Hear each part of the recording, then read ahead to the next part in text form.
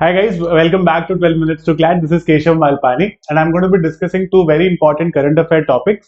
यहाँ पर हम बहुत ज्यादा इंपॉर्टेंट टॉपिक्स है, पर्टिकुलरली दी इंडस रिवर वाटर ट्रीटी. इस पर इंडिया से रिलेटेड बहुत इंपॉर्टेंट टॉपिक है. इस पे ओवर द ईयर काफी सारी न्यूज आई है.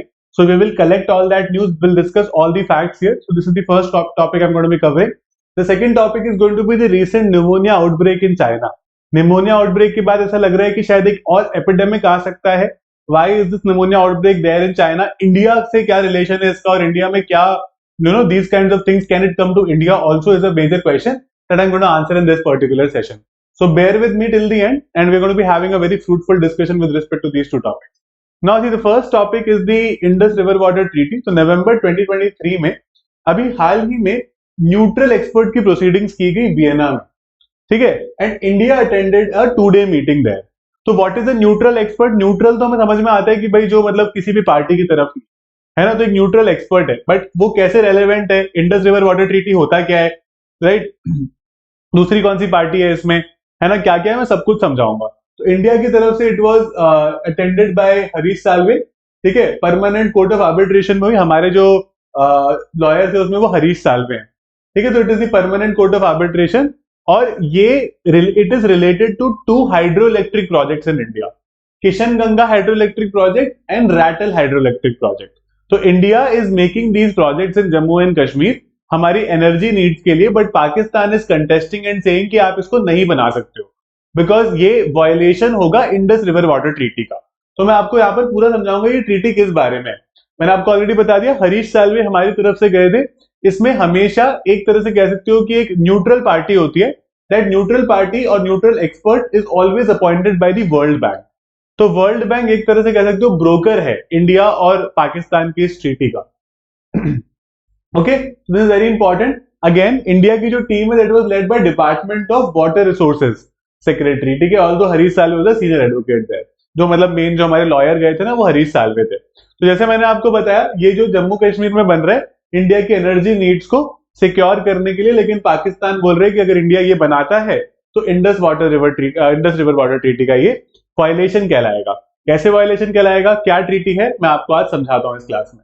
अब इंडिपेंडेंस के समय क्या हुआ, इंडिया और पाकिस्तान के लैंड को तो डिवाइड किया गया, लेकिन अब आप वाटर को कैसे डिवाइड करोगे? तो इसीलिए जो जम्मू कश्मीर पंजाब साइड की जो रिवर्स थी ना, वो काफी सारी पाकिस्तान की तरफ भी बहती थी. और पाकिस्तान था lower riparian state. Lower riparian होने का मतलब होता है कि पाकिस्तान में पानी इंडिया से होते हुए जाता था.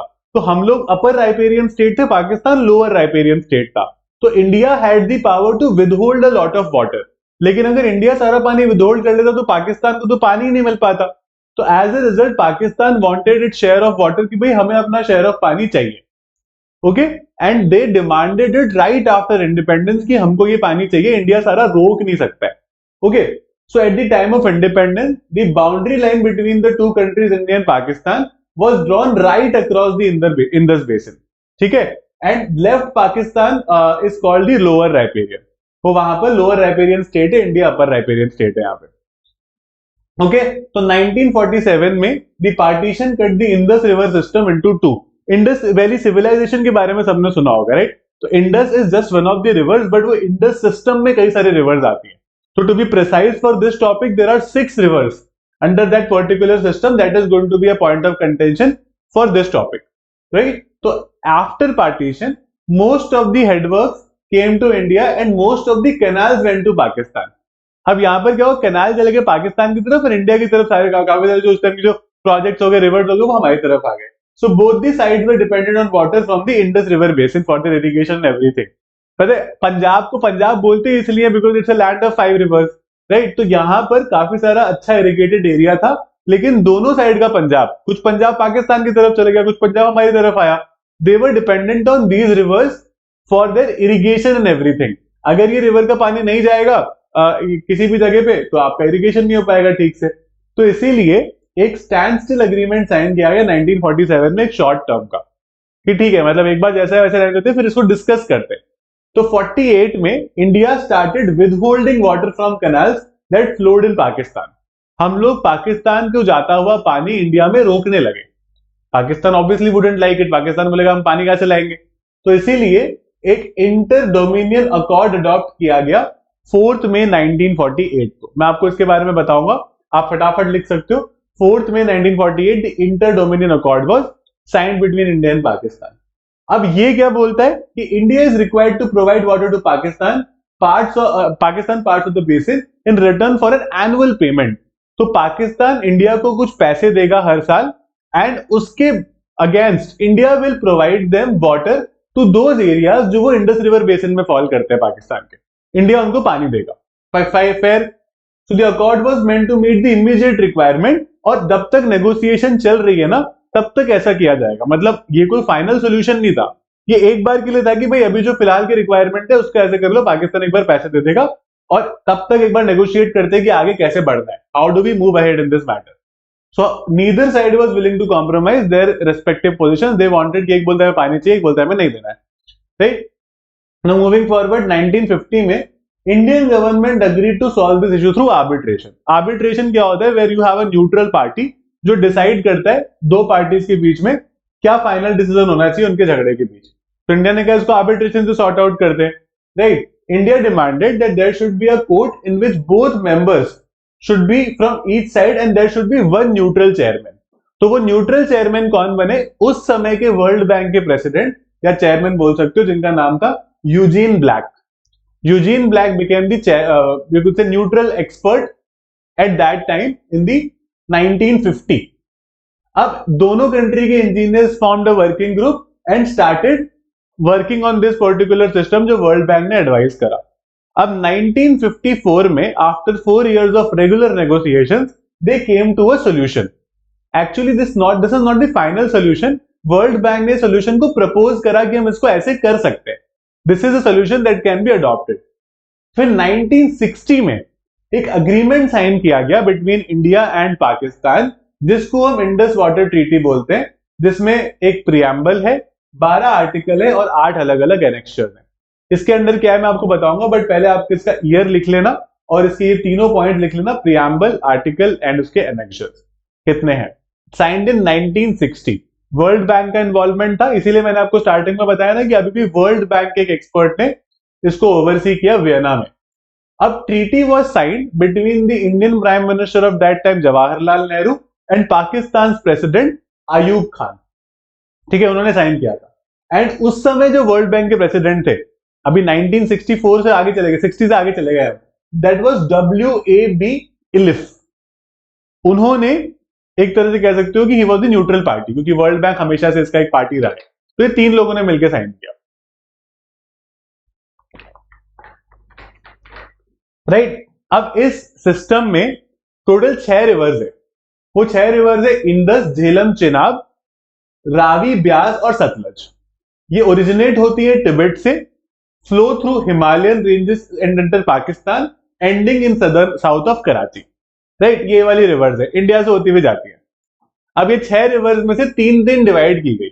ज्यादा पानी पाकिस्तान को दिया गया क्योंकि पाकिस्तान के पास एक बहुत बड़ा एरिया था जो सिर्फ इन्हीं रिवर्स पर डिपेंडेंट था। So therefore a larger area was given to Pakistan. ठीक है, पाकिस्तान को एक बड़ा एरिया दिया गया इसमें। तो treaty prescribed how water from 6 rivers would be shared. तो इट एलोकेटेड 3 वेस्टर्न साइड की rivers, Indus, Chenab and Jhelum to Pakistan. Indus, Jhelum और चेनाब का पानी पाकिस्तान यूज करेगा, वेरेज रावी, ब्यास और सतलज का पानी इंडिया यूज करेगा। पाकिस्तान थोड़ा वेस्टर्न की साइड में, तो वेस्टर्न रिवर्स उसको दे दी और ईस्टर्न रिवर्स इंडिया की तरफ आ गई। तो इस तरह से इंडस रिवर वाटर ट्रीटी के अंडर हमने रिवर्स 3 डिवाइड कर ली।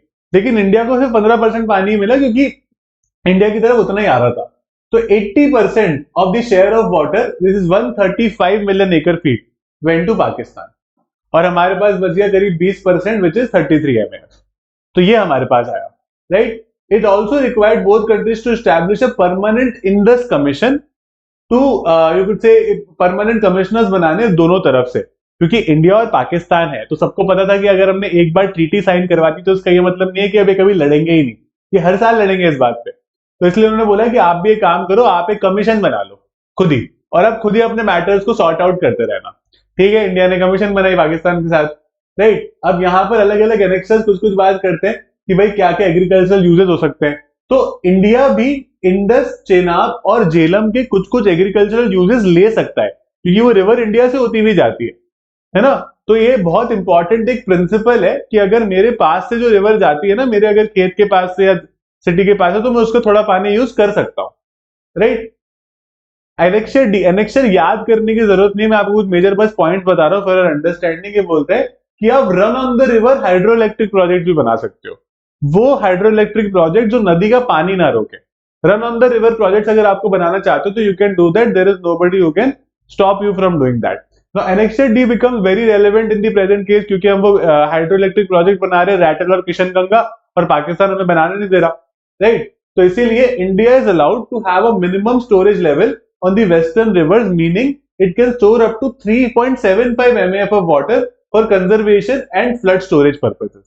तो इंडिया सिर्फ इतना ही पानी स्टोर कर सकता है वेस्टर्न वाली रिवर्स का, जो कि पाकिस्तान को ज्यादा उसकी मतलब शेयर जिसका मिला है, राइट। इंडिया के पास ज्यादा पावर नहीं है, but India can still make run on the river projects for the same. अब अगर हम इसके डिस्प्यूट रेजोल्यूशन सिस्टम की बात करें या मैकेनिज्म की बात करें, कि अगर इंडिया और पाकिस्तान में इस ट्रीटी को लेकर कोई डिस्प्यूट होता है, so how do we solve that dispute, right. तो that particular dispute is a 3 level mechanism, 3 levels है।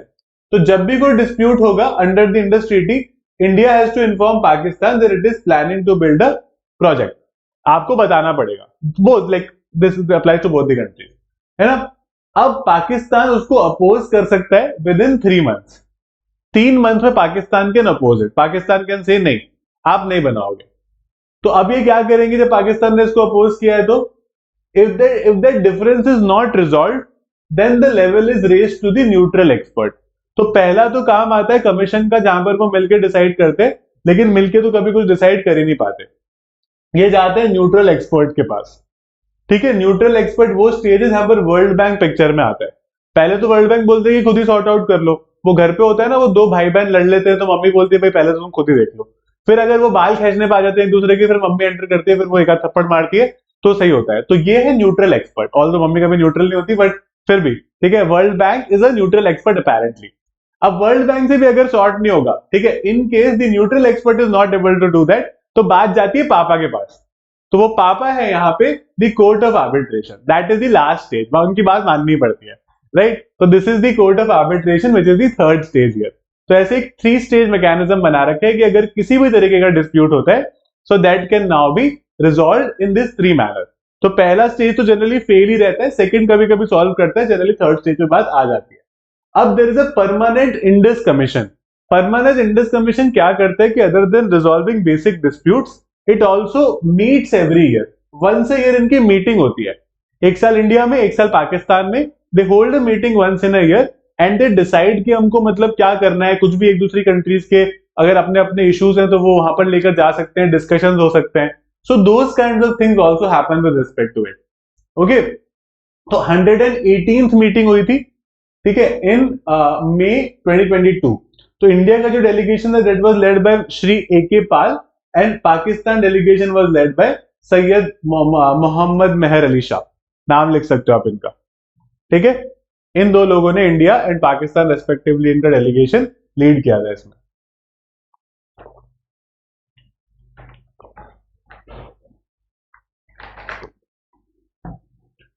ठीक है, चलो मूविंग फॉरवर्ड। अब किशन गंगा प्रोजेक्ट के बारे में मैं आपको बताता हूं, सिर्फ बेसिक फैक्ट लिखना। 2007 में काम स्टार्ट हुआ था, 2018 में पाकिस्तान के ऑपोजिशन के बावजूद इंडिया ने इसको इनॉग्रेट कर दिया, ठीक है। तो इसका जो कह सकते हो कि, और करीब करीब 864 मिलियन उसका है ये, मतलब इतना पैसा लगेगा। ऑल तो पैसा पूछते नहीं है कभी भी, बट 2007 में इनिशिएट होकर 2018 में इनॉग्रेट कर दिया गया। झेलम पर बना हुआ है ये, ठीक है। किशन गंगा एक रिवर है एक्चुअली, तो झेलम पर एग्जैक्टली नहीं बना हुआ, लेकिन किशन गंगा एक तरह से कह सकते हो ट्रिब्यूटरी है झेलम की, तो झेलम की जो पानी है उसी पर बना हुआ है। जम्मू कश्मीर से ओरिजिनेट करता है, मतलब ये जो रिवर है, एंड पाकिस्तान तक जाती है वहां पे, मतलब ऑल्दो लेकिन जाती POK में है एक्चुअली। तो ये भी एक मैटर ऑफ डिस्प्यूट है। इंडिया बोलता है कि भाई POK तो तुम्हारा है ही नहीं, वो तो तुमने ऑक्यूपाई कर रखा है, तो वो इंडिया का ही लैंड, तो we are not taking any of your waters anyway.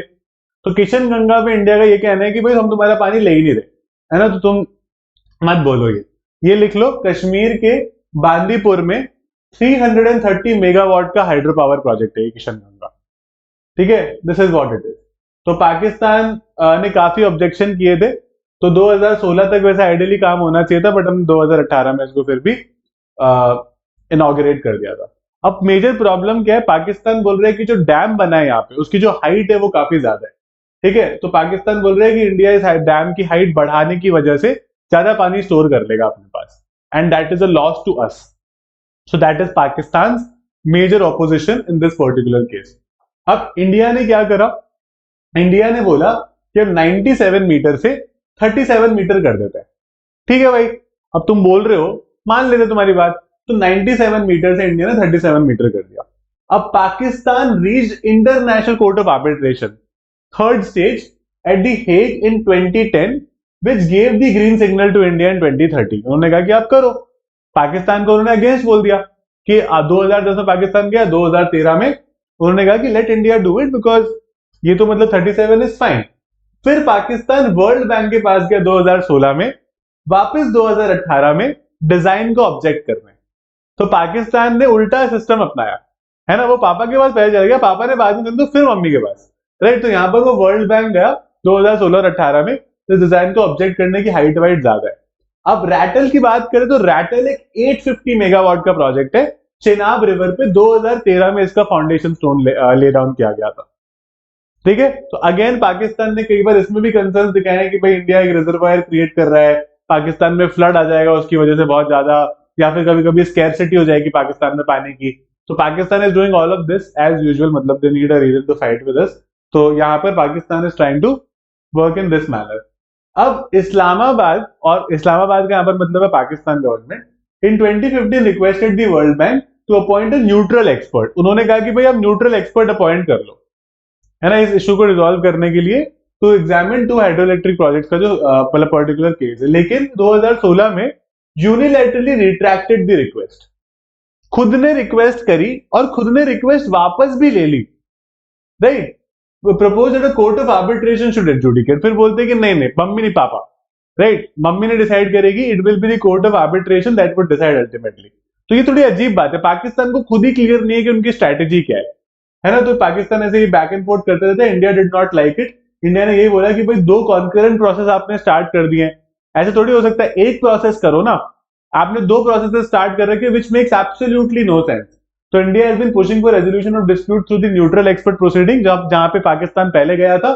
India is not cooperated with the court of arbitration process to resolve the dispute. हमने उनको बोला कि भाई आपका तो बनता ही नहीं है ना, अभी तो second stage is the World Bank, we have not reached there yet, how can we come directly to the court of arbitration. As a result, India is not very happy with what Pakistan is trying to do here, right? तो इसीलिए following the request world bank 2022 में उन्होंने neutral expert appoint किया था Michael लीनो को, ठीक है, Michael लीनो को अपॉइंट किया था, and Sean Murphy was the chairman of the court of arbitration, he was appointed basically, उनको कोर्ट ऑफ आर्बिट्रेशन का चेयरमैन अपॉइंट किया गया। So that is how the matter is going ahead now. तो अभी हम लोग वियना में मिले हैं इसके लिए, है ना, अभी नवंबर दिस ईयर, ठीक है। तो अब बाकी अगर देखो, ये बहुत इंपॉर्टेंट नहीं है, बट अगर थोड़ा थोड़ा सा लिख सकते हो इस रिवर पे जो और प्रोजेक्ट्स हैं, कुछ और प्रोजेक्ट पर उन्होंने ऑब्जेक्ट किया था, लाइक सलाल डैम 1970 में, ठीक है, बागलीहार डैम 1999 में। तो ऐसे कुछ कुछ पाकिस्तान करता रहता है ना। पाकिस्तान ने बोला कि हमारे साथ गलत कर रहे हो, और उन्होंने ये हाइड्रो इलेक्ट्रिक प्रोजेक्ट्स को शुरू कर दिया, वो प्रोटेस्ट करना एक तरह से, ठीक है। एक सतलज ब्यास लिंक प्रोजेक्ट है जो पंजाब में है, वहां पर भी पाकिस्तान को प्रॉब्लम है। India is actually building a lot of things in Jammu and Kashmir these days, and Pakistan clearly has a problem because Pakistan चाहता है कि भाई Jammu and Kashmir should not be a part of India, है ना। तो पाकिस्तान का बहुत मन है, तो India is obviously not going to consider any of this. So India is creating its projects and it's going quite smooth, but Pakistan obviously creates problem, so we obviously cooperate there. World Bank, I think everybody understands. Indian origin Ajay Banga is right now the president of the World Bank. 1944 में बना था World Bank as a Bretton Woods institution, है ना। Washington में इसके headquarter है, Washington DC में फिलहाल। एंड वर्ल्ड बैंक के बारे में तो आई एम श्योर सब लोग ही जानते हैं, ठीक है। ये पता है एनएलयू से काफी सारे लोग वर्ल्ड बैंक में लीगल काउंसिल भी बनते हैं। तो अगर आप अच्छे से पढ़ाई करोगे, अच्छे से आगे जाओगे, तो you can genuinely become one of these, ठीक है। Now will move on to the next topic. इसमें बहुत सारे फैक्ट्स नहीं है, बट ये जानना बहुत जरूरी है हाल ही में चाइना में काफी सारे निमोनिया के केसेस देखे गए। निमोनिया में क्या होता है कि आपको रेस्पिरेटरी प्रॉब्लम होती है, so that respiratory problem you could say escalates a lot अगर आप उसका ठीक से ध्यान ना रखो तो it escalates quite a lot, right. तो यहाँ पर China still reeling from the devastating impact of Covid. China में ना कोविड बहुत भारी हुआ था, कुछ लोग बोलते हैं वहां से निकला है बट उसका कोई साइंटिफिक एविडेंस नहीं है हमारे पास, लेकिन बहुत भारी कोविड हुआ था और चाइना ने कई महीनों तक, इनफैक्ट साल भर से ज्यादा तक लोगों को घर में बंद रखा था इस वजह से कि अंदर ही रहो, एक ही जगह पर रहो। लेकिन अभी उसके बाद मिस्टीरियस न्यूमोनिया आउटब्रेक आ गया, sweeping through it's education institution. The problem here is that it happening among children. Covid में हमने देखा था कोविड बच्चों को नहीं होता था, राइट, यहाँ पर ये चिल्ड्रन को होता है। So the epicentres of the outbreak have been identified in Beijing and this project called Liaoning. इन दो प्रोविंसेस में हो रहा है, बीजिंग एंड लायनिंग। बीजिंग तो कैपिटल है and Liaoning is another province of China जहां पर ये भी फैल रहा है। अब hospitals in these areas are inundated with sick children वहां पे। तो डब्ल्यूएचओ ने बोला है चाइना को कि भाई हमें एक डिटेल्ड रिपोर्ट भेजो। अब प्रॉब्लम ये है कि चाइना जिस तरह से अपना काम करता है ना, it is not very transparent. तो whatever report it gives the World Bank और sorry to the World Health Organization, we are not sure कि वो सही है या गलत है। तो that's also the major problem. तो चाइना क्लेम कर रहा है कि नो अनयूजुअल और novel pathogen other than the seasonal ones were detected. वो बोल रहे हैं कुछ नया नहीं आया, जो नॉर्मल वो सीजनल बीमारियां होती है उसी तरह से ये निमोनिया है, it just blown out of proportion. तो नवंबर 13 को चाइना की national health commission reported increase in respiratory disease at a press conference. और उसके साथ साथ ना दुनिया में ये जो इस तरीके की जो कम्युनिकेबल टाइप की डिजीज होती है ना, जो एक दूसरे से फैल जाती है कि छींक गए तो फैल गई, खांस गए तो फैल गई, बोल गए तो फैल गई, तो उसके लिए there is a particular surveillance group called program for monitoring emerging diseases. इसको बोलते हैं ProMED, program for monitoring emerging diseases. ठीक है, तो ऐसा माना जा रहा है कि इन्होंने भी रिपोर्ट किया था, although it could be like a same thing. तो एक सर्वेलेंस सिस्टम होता है ये Promed that conducts global reporting of infectious diseases outbreak. तो अगर इन्होंने किया है तो it is genuinely something serious. तो ऐसा माना जाता है कि करीब 800 kilometre area of China is फिलहाल अंडर निमोनिया। मतलब ऐसे बहुत ज्यादा नहीं है, बट क्योंकि ये डिजीज आपको इतनी आसानी से हो जाती है एक दूसरे से, that it still you could से creating a lot of problems for China. ठीक है, अब सर्च क्यों हो रहा है, इसका कोई से रीजन तो माना जा रहा है कि रेस्पिरेटरी इलनेस के दो फैक्टर है। पहला फैक्टर बहुत आसान है कि भाई कोविड रेस्ट्रिक्शन ने कंट्रीब्यूट किया है, मतलब ईजिंग ऑफ कोविड रेस्ट्रिक्शन ने कंट्रीब्यूट किया है कि लोग वापस बाहर आने लग गए। अब क्या होता है कि चाइना ने ना भर भर के लोगों को घर में डाल दिया था कि तुम घर में रहो, बाहर ही मत निकलो। तो वो इतने समय से बाहर नहीं निकले, तो वो घर के एनवायरनमेंट में थे। अब थोड़ा सा बाहर जाते ही जब वो इन्फेक्शन वापस आ जाता तो फिर उनको और ज्यादा होने लग जाता जल्दी से। So that was another problem that these people had. So this particular influenza called the Mycoplasma pneumonia, ठीक है, is a respiratory virus that causes COVID-19. तो कई सारे ऐसे वायरसेस है जो वहां पर अभी है फिलहाल, ठीक है। तो इस पर्टिकुलर को वॉकिंग निमोनिया बोलते हैं, is a wide spread bacterial infection that typically affects younger children, and this is what's happening there. ये हो रहा है वहां पे अभी, दिस वॉकिंग निमोनिया और the mycoplasma pneumonia, this is what's happening there. तो चाइनीज अथॉरिटीज के मुताबिक in collaboration with WHO they are working to identify the cause of pneumonia, they are trying to work out, let's see how it works out. ठीक है, तो China had followed a very zero COVID policy. Zero COVID policy में उन्होंने क्या किया, stringent measures थे और large swaths of population for a very long time were under lockdown. China में बहुत बड़े लॉकडाउन चले, इंडिया में भी हमने देखा था कितना बड़ा हुआ था, चाइना में डबल ट्रिपल था इंडिया का। For a very long time they were under lockdown, काफी सारी कंपनीज फैक्ट्रीज सब बंद कर दी गई थी। So this resulted in a scenario in which population didn't get exposed to other respiratory viruses or bacteria in the process. बाकी population को अभी तक कुछ हुआ नहीं क्योंकि वो घर में थे अभी तक, तो that was a safe environment for them. So as a result, अब बाहर जब निकल रहे हैं लोग तो उनको प्रॉब्लम हो रही है। ठीक है, so once the measures were lifted from January this year, population got expose to all kinds of surges and that is creating problem. तो अब क्या हो रहा है कि आप इतने समय से क्योंकि एक्सपोज नहीं हुए ना, तो आपका इम्यून सिस्टम उसको कैच करना ही बंद हो गया। So this is called immunological deficit, where you are not expose to such an environment which can take these kinds of things. तो इन चीजों को ले सकता है, राइट। तो it is a deficiency in natural immunity acquired against the pathogen due to exposure to them. आपका pathogen से एक्सपोजर ही नहीं हुआ तो आपकी इम्यूनिटी उससे है ही नहीं, तो आपको अगर होगा तो प्रॉब्लम हो जाएगी। तो इंडिया ने तो ऑल्सो बोला है कि हम तो लो रिस्क पर है, we don't have any kind of risk of this kind of respiratory illness. India ने इनफैक्ट एक स्टेटमेंट में ये भी बोल दिया था कि we are ready for any kind of health exigency. तो लोग एक बार डर गए थे कि अच्छा ये वापस से कुछ आ रहा है क्या, है ना। तो ये थोड़ा सा मतलब एक बार इंडिया डर गया था।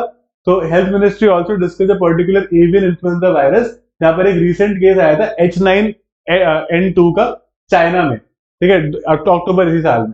तो स्टेटमेंट इंडिया ने कहा कि भाई हम एक्सीजेंसी के लिए तैयार है, was like taken by with a lot of critical approach by lot of Indians. हमारे हेल्थ मिनिस्टर का नाम सब जानते हैं, मनसुख मांडविया, तो लिख सकते हो। निमोनिया के बारे में मैं आपको थोड़ा सा ही बताऊंगा, ठीक है। It's kind of a disease जो बैक्टीरियल वायरल कई तरह से हो सकता है। इसका मेजर वो होता है कि एयर सैक हो जाते हैं जिसमें फिल विद फ्लूइड और पस, ठीक है, फ्लूइड और पस से भर जाते हैं, कॉजिंग कफ विद फ्लैग, मतलब आपका ना बहुत ज्यादा कफ हो जाता है, बहुत ज्यादा गले में कफ हो जाता है। एंड ये अगर बहुत ज्यादा बिगड़ जाए ना किसी का pneumonia, it could actually lead to be fatal, आप मर भी सकते हो। कि इस लेवल की बीमारी हो जाती है कई बार लोगों को, राइट। तो काफी सारे organism, bacteria, virus, fungi can cause pneumonia. ये सिर्फ वायरल है, सिर्फ बैक्टीरियल बीमारी नहीं, कई तरह से हो सकती है, ठीक है। ये सबसे दो कॉमन टाइप ऑफ निमोनिया होते हैं। One is streptococcus pneumonia and this is respiratory syncytial virus, जिससे आप निमोनिया दो तरह से हो सकता है, ठीक है। अगर इन्फेक्ट जो इन्फेंट होते हैं जिनको HIV होता है, उनको इस तरीके का होता है, कॉल्ड निमोसाइटिस जीरोविसी, ठीक है। This is one of the most common cause of pneumonia among HIV patients. मतलब this is some very basic static general knowledge, अगर निमोनिया से रिलेटेड कोई टॉपिक आया तो पूछ सकते हैं, है ना। तो इससे आप एक और टॉपिक कनेक्ट कर सकते हो, where India is also taking certain very important actions in curbing tuberculosis, है ना। ट्यूबरकुलोसिस के लिए हमने एक पेटेंट भी लिफ्ट किया था, जॉनसन एंड जॉनसन का जो पेटेंट था वो हमने लिफ्ट किया था, तो वो बहुत इंपॉर्टेंट टॉपिक बनता है, तो उससे कनेक्ट होकर भी ये बीमारियां आ सकती है एक साथ। And CLAT has been a little obsessed with this. उन्होंने पहले 3 साल में नए पैटर्न के, आई थिंक तीनों साल कोविड का कोई ना कोई क्वेश्चन दिया था। They were quite obsessed with COVID, they could get obsessed with this, so please make sure that you guys do this properly, ठीक है। तो काफी मेजर कह सकते हो, है ना। डेथ हो जाती है हाईएस्ट इन एशिया एंड सब सहारन अफ्रीका, वर्ल्ड बैंक के हिसाब से काफी सारे लोगों की डेथ भी हो जाती है, बच्चों की, है ना। Mostly spread through cough, sneezing and all, मतलब जिस तरह से कोविड फैलता था ना उसी तरह से फैलता है ये भी। तो इसमें काफी ज्यादा ध्यान रखना पड़ता है, you have to stay away from the person जिसको अगर ऐसे इस तरह का इन्फेक्शन हो तो, right. So mostly that's it from my end, है ना। यहाँ पर हम लोग यही करेंगे। 12 नवंबर को वर्ल्ड निमोनिया डे हर साल ऑब्जर्व किया जाता है। अनदर वेरी इंपॉर्टेंट पॉइंट, इस साल का थीम था champion in the fight to stop pneumonia. 2009 से हम इसको ऑब्जर्व कर रहे हैं, मतलब सेलिब्रेट तो कोई नहीं करता world pneumonia day, it is observed every year, right. So that's it from my end, we did it quite quickly today. Thank you so much for being a part of this, I hope it was useful to all of you. अगर आप लोगों को समझ में आया, mention any doubt that you have in the comment box, अगर नहीं समझ में आया तो। और you can also visit our website which is 12minutestoclass.com to get very exciting offerings, और हम लोग आपके लिए और भी बहुत कुछ नया लाने वाले, so stay tuned for that also. Thank you so much.